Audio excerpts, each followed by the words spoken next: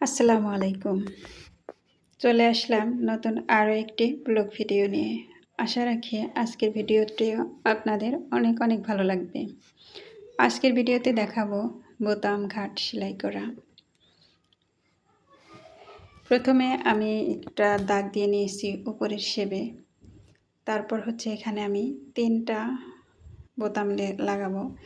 তো প্রথমে দেখে নিলাম যে 2টা বোতাম লাগালে অনেক দূরত্ব দেখা যায়, এজন্য আমি এইভাবে 3টা ভাঁজ করে নিলাম। নিচের প্যাটার্নে মানে নিচের অংশে থাকবে ফিতা আর উপরে হচ্ছে 3টে বোতাম থাকবে, সেজন্য আমি যেভাবে ভাঁজ দিয়ে নিচ্ছি। এখানে একটা দাগ দিচ্ছি, তারপরে এখানে একটা, মাঝখানে একটা এবং সবার উপরে তো আগে দিয়ে দিয়েছি একটা। তো বোতাম ঘাট সেলাই করতে হাতে সেলাই করতে অনেক কষ্ট এবং ফিনিশিংটা সুন্দর আসে না। আর যদি বাজারে যেতে হয় তাহলে কিন্তু যাওয়া আসার ভাড়া প্লাস যে যাকে দিয়ে বোতাম ঘাটটা সেলাই করব তাকেও বেশ কিছু টাকা দেওয়া লাগে। আসলে এই মেশিনটা কেনার পরে আমি নিজেই ঘাট তৈরি করি আর কি। তো বোতাম ঘাট সেলাই করার জন্য এই যে এই প্যাটার্নটা লাগবে আর কি। তো এই প্যাটার্নে এখানে ছোট্ট একটা বোতাম, যেই সাইজের বোতাম লাগানো লাগবে মানে লাগাবেন ড্রেসে, সেই বোতামটা এভাবে সেট করে দিতে হবে। তারপর হচ্ছে এই প্রেসার ফুটটা এখানে এভাবে করে লাগিয়ে দিতে হবে। এই মেশিনে প্রেসার ফুট চেঞ্জ করা খুবই সহজ। তো লাগানো হয়ে গেল প্রেসার ফুটটা।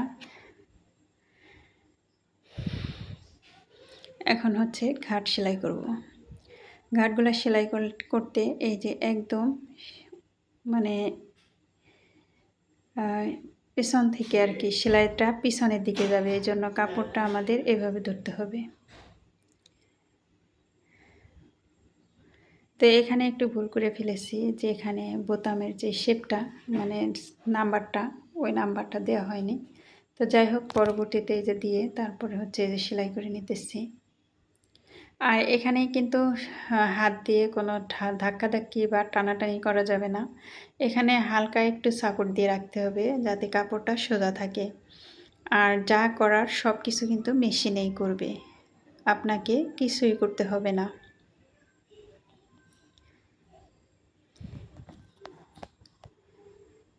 তো দেখুন এক সাইড সেলাই করা হয়ে গেছে, এখন কিন্তু আর এক সাইডে যে সেলাই করতেছে।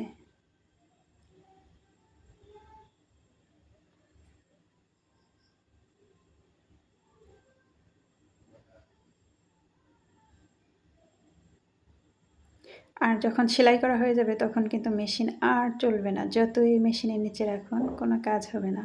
তো এই যে সেলাই করা হয়ে গেছে, মেশিন আর চলতেছে না। এখন আমি সুতাগুলো কেটে দেখিয়ে দিচ্ছি যে ঘাট সেলাইটা কেমন সুন্দর হয়েছে। তো এই যে দেখুন কত সুন্দর হয়েছে, মাশাআল্লাহ, চমৎকার একটা ঘাট সেলাই হয়ে গেছে। তো এরকম করে আমি আরও ঘাট সেলাই দেখিয়ে দিচ্ছি, সেজন্য ধৈর্য ধরে ভিডিওটি দেখতে হবে। তো এই যে দেখুন আমি কিন্তু উপর থেকে এই যে পিছন দিকে যাইতেছে, উপর থেকে হচ্ছে কাপড়টা নিতে হবে। আর সেলাইটা কিন্তু আস্তে আস্তে করে পিছনে যাবে এবং সামনে আসবে। দেখুন প্রথমে দিছি যেখানে বসিয়েছি ওখান থেকে পিছনে গেছে, তারপর সামনে আসছে। এখন আবার দেখুন এই যে পিছনে যাইতেছে, মানে এটা আপ ডাউন, সামনে পিছে আপ ডাউন হয়ে তারপরে সেলাই ঘাটটা মানে বোতাম ঘাটটা সেলাই হয়।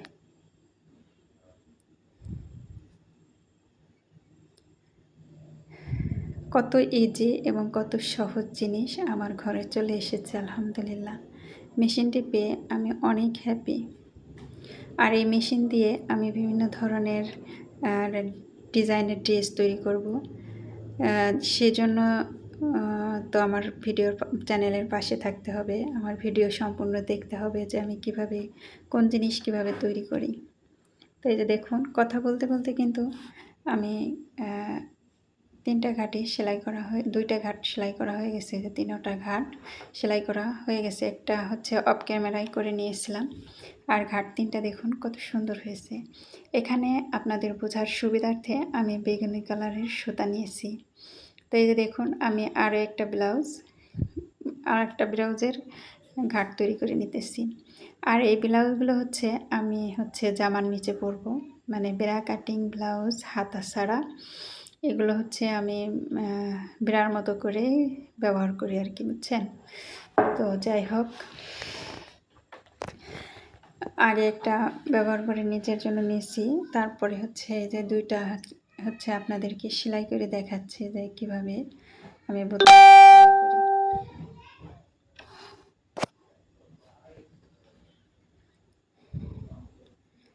প্রিয় বন্ধুরা, আপনারা হচ্ছে ব্লক প্রিন্ট, হ্যান্ড প্রিন্ট এবং এমব্রয়ডারির কাজও যুক্ত হয়েছে আমার চ্যানেলে, আলহামদুলিল্লাহ।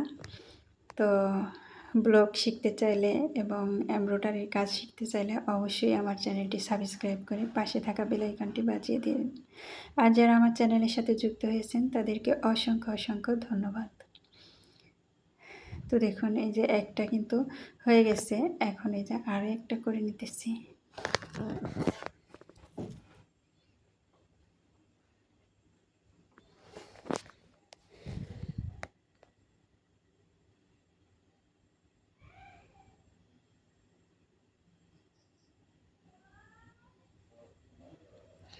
সেলাইটা কিন্তু খুবই আস্তে আস্তে হয়, মানে যেমনটা আপনারা দেখতে পারতেছেন, আমি কিন্তু একটু স্কিপ করিনি।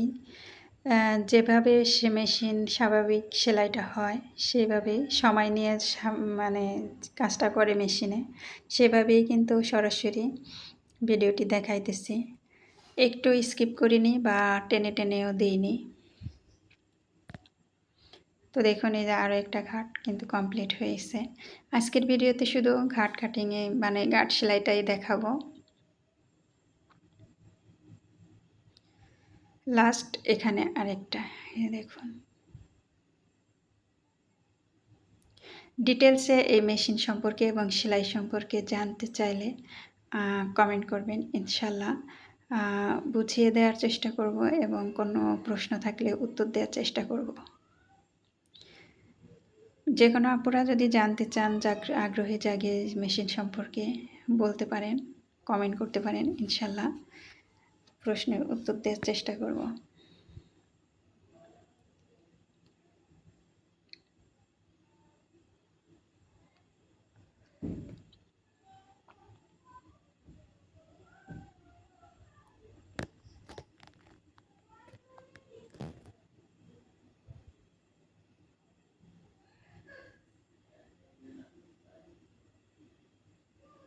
তো এই যে দেখুন সেলাই হয়ে গেলে এই যে মেশিনের প্যাডেলটা কিন্তু আমি চাপ দিয়ে ধরে রাখছি, মেশিন কিন্তু একটুও নড়ে না, মানে ওর কাজ শেষ ও বন্ধ হয়ে যাবে, মানে ওর সুইচ আর চলবে না আর কি। তো এমন একটা জিনিস এটা, সুতা ভরতে গেলেও যতটুকু ওর প্রয়োজন সুতা নেওয়ার ততটুকু নেবে, এর বেশি একটুও সুতা নেবে না, মানে এই জিনিসটা আমার খুবই ভালো লাগে। তো এই যে দেখুন ঘাট সবগুলো কাটা মানে সেলাই হয়ে গেছে, এখন আমি যে সুতাগুলো কেটে দেখাচ্ছি। তো এই যে দেখুন বন্ধুরা, ঘাটগুলো কত সুন্দর করে কাটা হয়ে গেছে, মাশাআল্লাহ। তো ভিডিও শেষ পর্যন্ত প্রায় চলে এসেছি। আমার এই ভিডিওটি ভালো লাগলে অবশ্যই লাইক কমেন্ট শেয়ার করে দিবেন। এখন ঘাটের যে মাঝখানে কিভাবে কাটে লোকজন সেটাই দেখাচ্ছি। এই যে একটা মেশিন নিয়েছি, এটার মাথা দিয়ে মেশিন পরিষ্কার করে, আর এই যে ভিতরে কিন্তু একটা সুইচ বেরোচ্ছে দেখুন সুতা কাটার। এই যে মাঝখানে যে এটা ঢুকিয়ে শুয়ের মাথাটা ঢুকিয়ে তারপরে একটু টান দেব, আর এই যে ঘাট কাটা হয়ে গেছে দেখুন। আমরা দোকানে যে ঘাট কাটি বা ঘাট সেলাই করি, ওরা কিন্তু এই প্রসেসিংটাই করে, এটাই করে। তো আমি ওই যে করে নিলাম। তো দেখুন এই জিনিসটা করার জন্য আমাকে মনে করেন যে 50-60-70 টাকা খরচ করে বাজারে যেতে হতো, আবার 20-30 টাকা দিয়ে এই ঘাটগুলো সেলাই করা লাগতো। তো ভিডিওটি শেষ পর্যায়ে চলে এসেছি, সবাই ভালো থাকবেন। পরবর্তী